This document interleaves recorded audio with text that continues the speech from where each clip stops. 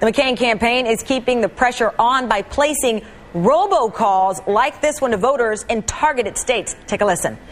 Hello, I'm calling for John McCain and the RNC because you need to know that Barack Obama has worked closely with domestic terrorist Bill Ayers.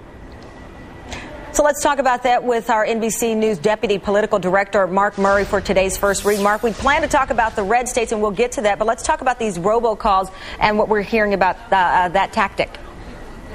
Well, this is a tactic that the Republicans actually think that might work, that actually playing the Bill Ayers card to actually bring question on, what type of president Barack Obama would be. Who exactly is Barack Obama? Does he have shady associations? They feel like this is the best tactic. However, this Ayers card has been played for about the past 2 weeks, and it really hasn't moved the polls. In fact, if you actually look at the polls, Barack Obama, and a lot of them, has actually only increased his lead. And so this is the tactic that the Republicans are taking right now. I think the question is whether this is really moving voters, particularly when the economy is front and center in everyone's mind. So let's talk about all the action we're seeing in the red states from both campaigns. What's going on there?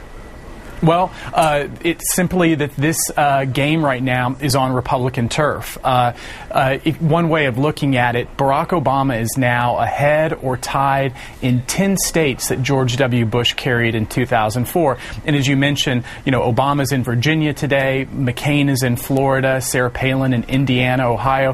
Barack Obama really just has to win one of those states, and he crosses that 270 electoral magical number.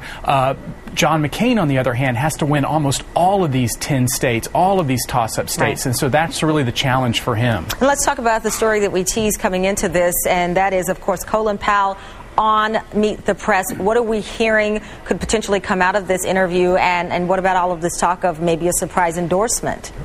Well, it's all speculation right now, but the buzz is that, Colin Powell might end up making some type of endorsement. People have been talking about this for months now.